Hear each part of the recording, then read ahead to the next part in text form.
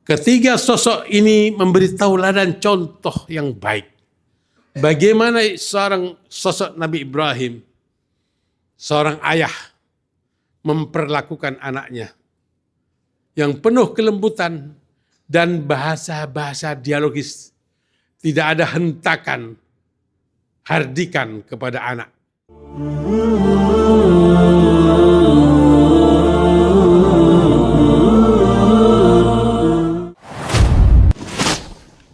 Allahu Akbar. Allahu Akbar. Allahu Akbar. Allahu Akbar. Allahu Akbar. Allahu Akbar walillahil hamd. Allahu Akbar kabira. Walhamdulillahi katsira. Wa subhanallahi bukratan wa asilah. Alhamdulillah wa syukurillah ala ni'matil imani wal islam. Alhamdulillah alladhi arsala rasulahu bil huda wa dinil haq liyudhhirahu ala ad-din kullih wa kafa billahi shahida.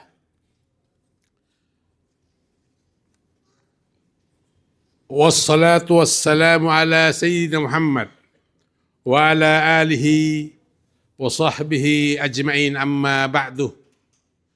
Ibadallah, ahutsukum wa iyya nafsi bitaqullah faqad fazal muttaqun. Qala ta'ala fil Qur'anil Karim, a'udzu billahi minasy syaithanir rajim. Bismillahirrahmanirrahim. Wa idh qala Ibrahim rabbi ij'al hadzal balada amina wajnubni wa baniya an na'budal asnam.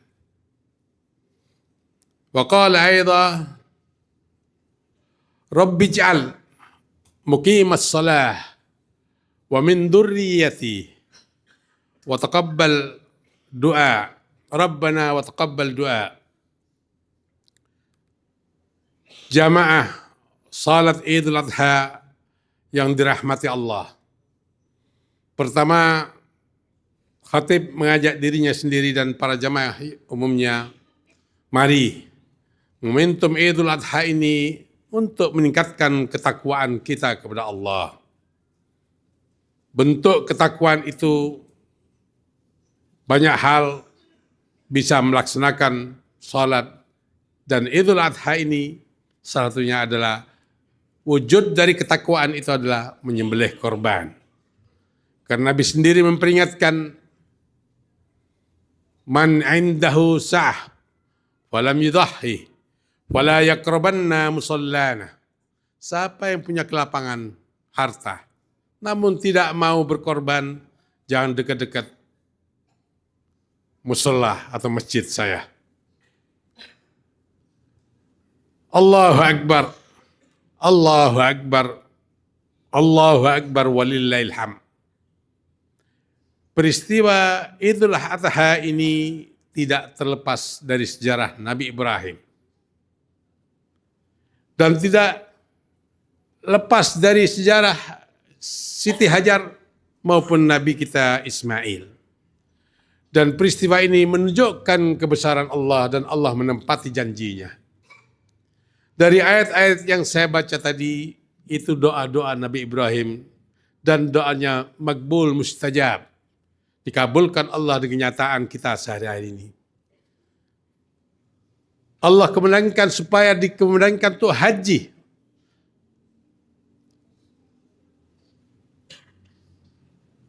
Kenyataannya menjadi kewajiban kita, manasik yang kita laksanakan. Ibadah haji itu pun cermin dari perjalanan Nabi Ibrahim alaihissalam. Cermin dari perjalanan Nabi Ismail alaihissalam. Wa idh qala Ibrahim rabbi ij'al hadzal balada amina. Ya Allah, jadikanlah negeri ini, negeri Mekah ini negeri yang aman. Wajnubni wa baniyah an na'budal asnam. Jauhkan dari diriku dan keluargaku untuk menyembah berhala. Tauhid harus dijaga. Firman Allah yang lain mengatakan, Rabbij'al muqimas shalah. Ya Allah, jadikan kami termasuk orang yang menegakkan salat. Tadi tauhid, sekarang syariatnya. Muqimas shalah wa min dzurriyyati, dan keluargaku. Rabbana wa taqabbal du'a. Masjidil Haram penuh sesak. Sekarang berjuta-juta orang melaksanakan ibadah haji dan melaksanakan sholatnya. Bahkan sholat di situ mendapatkan lipat ganda pahalanya. Nabi Ibrahim tatkala akan meninggalkan Mekah, meninggalkan Siti Hajar dan Ismail di Mekah, dan beliau akan kembali ke Palestina, berdoa, Rabbana inni askantu min dzurriyyati. Ya Allah, saya tinggalkan keluargaku. Biwadin ghairi di zar'in, di lembah yang tidak ada tanamannya. Inda baitikal muharram, di rumahmu yang suci ini. Rabbana liyuqimus shalah. Hendaknya keluargaku mendirikan salat. Faj'al af'idatan minan nasi yahtahwi ilaihim. Jadikan semua umat Islam cinta kepada Mekah ini. Warzuqhum minas samarat. Berilah rizki mereka dari buah-buahan. Ini kebesaran Allah. Mekah tandus, tapi bisa buah-buahan datang semua ke sana dari pelosok dunia. La'allahum yashkurun, agar mereka bersyukur. Pada saat ini, dalam khutbah ini, kami tidak akan cerita tentang peristiwa-peristiwa itu. Namun yang akan kami sampaikan pada saat khutbah Idul Adha ini, yaitu terkait keluarga yang penuh keharmonisan. 3 orang, Nabi Ibrahim, Siti Hajar, dan Siti Ismail, dan Nabi Ismail. Ketiga sosok ini memberi tauladan kepada kita. Ketiga sosok ini memberi tauladan contoh yang baik. Bagaimana seorang sosok Nabi Ibrahim, seorang ayah, memperlakukan anaknya yang penuh kelembutan dan bahasa-bahasa dialogis.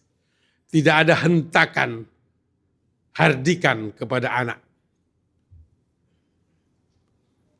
Tolong nanti cerminkan pada diri kita sendiri. Bagaimana kita memperlakukan anak kita. Nabi Ibrahim bukan hanya mengajarkan dengan ucapan, tetapi dengan contoh hidup. Khususnya mengajarkan pada putra-putranya bagaimana bertauhid, tidak menyembah kecuali Allah. Bagaimana mengajarkan liyuqimus shalah, untuk menegakkan salat dalam keluarganya. Adakah kita sudah rajin tanya pada putra-putri kita, sudah sholat ke Anda? Ini jangan disebutkan sholat. Ya. Beliau membangun keluarga di atas tauhid. Di atas tauhid, ketaatan, melaksanakan syariah-syariahnya. Sehingga sebagai contoh bagaimana Ibrahim dialogis dengan putranya Ismail. Falamma balagha ma'ahu as-sa'ya qala ya bunayya inni ara fil manami anni adbahuka fanzur madza tara. Lembut sekali. Ibrahim tanya pada putranya, tatkala sudah besar, sudah balik, "Hei Ibrahim, semalam saya lihat di mimpi saya menyembelih kamu." Dialog, komunikasi antara anak dan bapak. Indah sekali. Hal ini menunjukkan kedekatan ayah dan anak. Dalam kehidupan keluarga, ayah harus dekat dengan anak. Jangan diciptakan anak takut kepada ayah.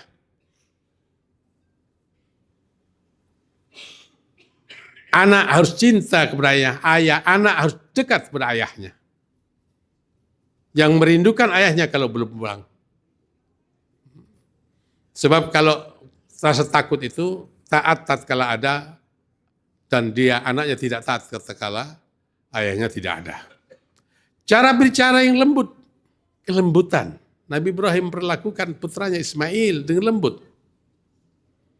Dan mendidik pendidikan yang berbasis kepada iman dan dialog. Inilah ayah yang bertanggung jawab menciptakan atau menempatkan keluarga dalam lingkungan yang baik. Suasana rumah tidak teriakan, tidak gaduh, namun suasana yang hening dan penuh keakraban antara ayah dan anak. Sebagai seorang tua, Nabi Ibrahim selalu mendoakan anak. Doa orang tua jangan ditinggal.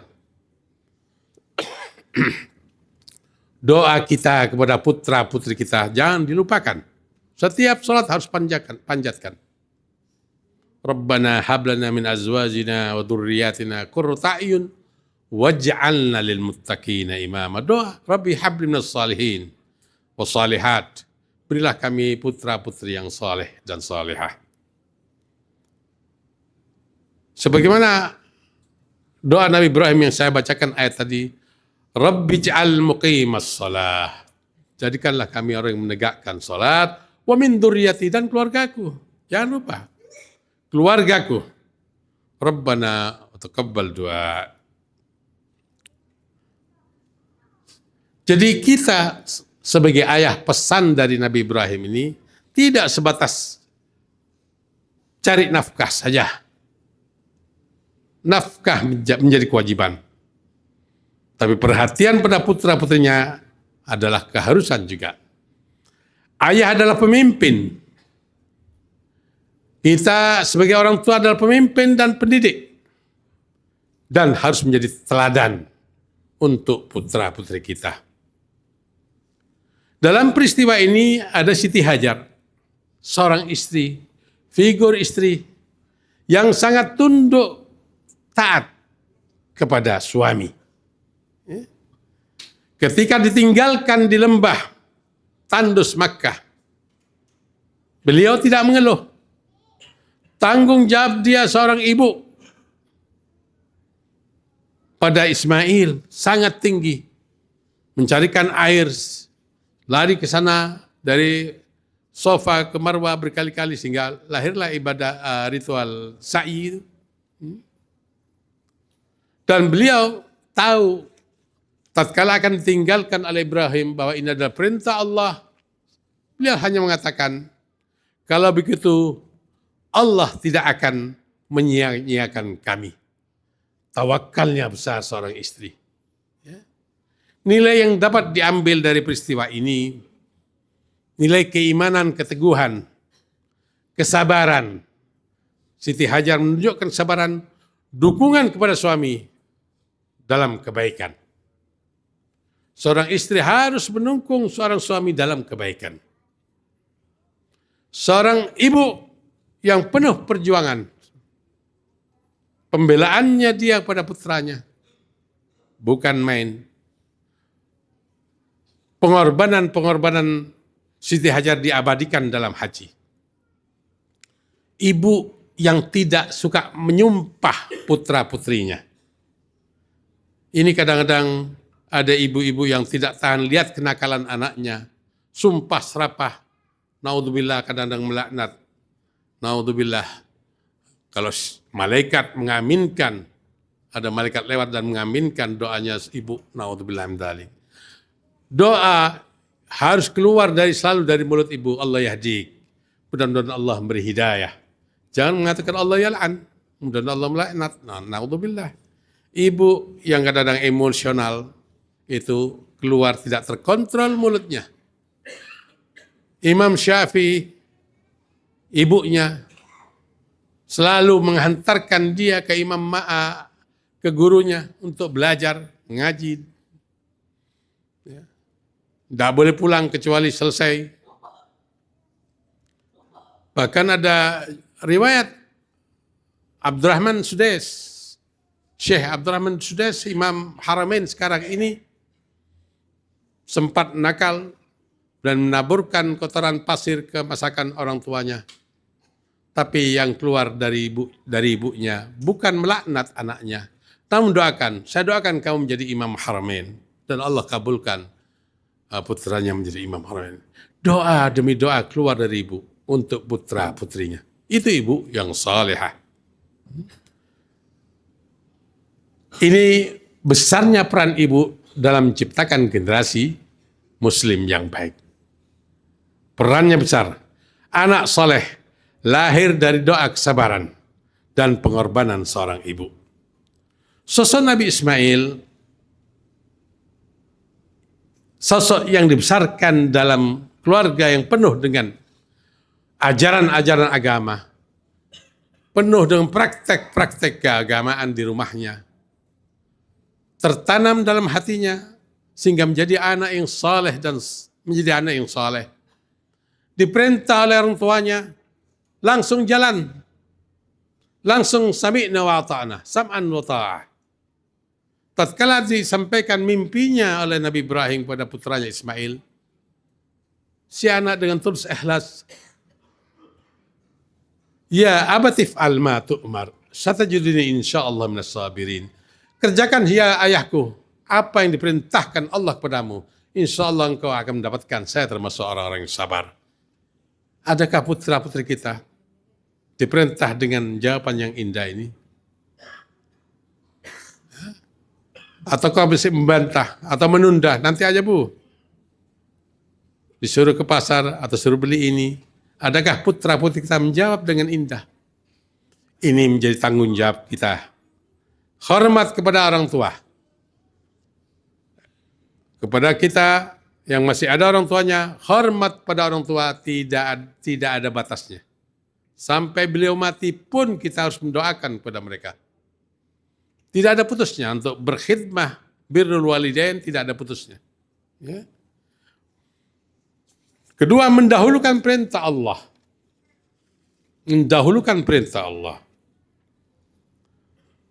Seorang anak menunjukkan kesabaran dan ketaatan. Seorang anak yang membantu dakwah orang tuanya. Bersama Nabi Ibrahim beliau membangun Ka'bah. Karena anak yang baik adalah yang penyejuk hati orang tua. Kalau orang tuanya melihat anaknya indah, enak dipandang, senang, bersyukur. Tapi anak yang tidak taat, membantah tingkah lakunya, kadang-kadang orang tua itu geram melihat tingkah laku orang tuanya. Pendidikan keimanan, keagamaan dari peristiwa ini sejak kecil. Menanamkan nilai-nilai keagamaan kepada anak kita sejak kecil. Bukan sudah besar, biarkan tidak apa-apa, nanti kalau besar kita paham. Tidak, seperti membonsai tanaman. Harus sejak kecil diarahkan ke arah yang baik, ke arah yang sesuai dengan nilai agama. Inilah kami ingatkan diri kami sendiri dalam berjamaah. Ku anfusakum wa ahlikum nara. Jagalah dirimu dan keluargamu dari api neraka. Karena semuanya itu ada pertanggungjawaban kita kepada Allah. Baik kita sebagai seorang ayah, baik kita sebagai seorang ibu, baik kita sebagai seorang anak. Semua ada pertanggungjawabannya kita kepada Allah Subhanahu wa taala. Seibu disebutkan oleh seorang ulama, al-ummu madrasatul ula. Ibu adalah sekolah pertama.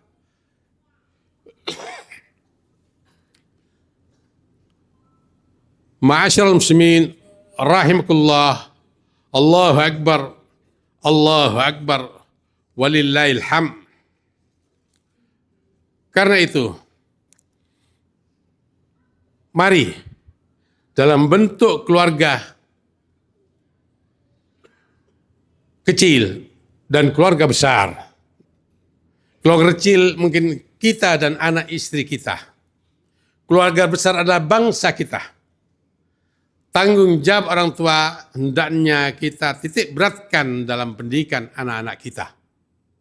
Sehingga mereka menjadi generasi-generasi yang saleh dan salihah. Pendidikan di rumah, pendidikan di luar rumah, di sekolah-sekolah formal atau informal. Pilihlah sekolah-sekolah yang punya tanggung jawab dalam pendidikan agama. Ada sekarang sekolah-sekolah Islam sudah banyak yang maju. Mungkin tahun 60, 70-an. Orang tua kadang-kadang bangga dengan anaknya sekolah di SMK, SMA Katolik. Karena memang prestasinya tahun itu dan disiplinnya.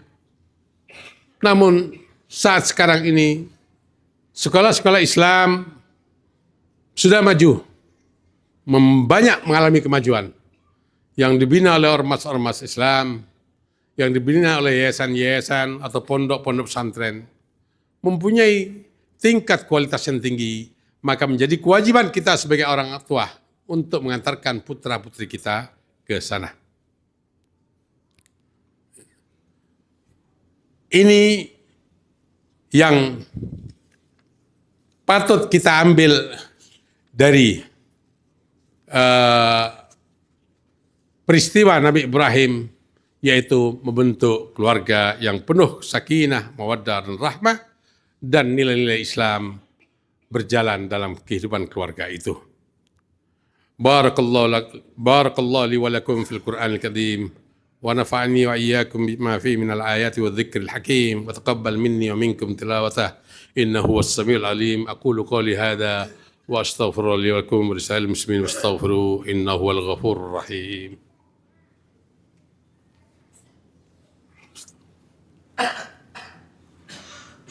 Allahu akbar, Allahu akbar, walillahil hamd. Alhamdulillah wa syukurillah wa la hawla wa la quwwata illa billah. Asyhadu an la ilaha illallah wahdahu la syarika lah wa asyhadu anna Muhammadan abduhu wa rasuluh wassalatu wassalamu ala nabiyyina Muhammad wa ala alihi wa sahbihi ajmain amma ba'du.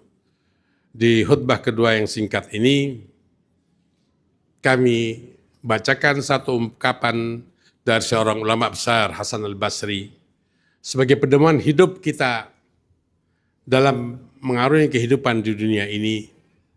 Beliau dengan tenang mengatakan, banaitu amri ala arba'in. Saya berpijak dalam kehidupan saya atas 4 hal. Pertama, alimtu bi anna amali la ya'malu ghairi. Saya tahu bahwa amal saya ini tidak dikerjakan orang lain. Fajtahadtu. Maka saya bersungguh-sungguh. Karena itu kewajiban kita sebagai orang tua, sebagai hamba Allah, salat, semuanya kewajiban-kewajiban itu hendaklah kita laksanakan sendiri.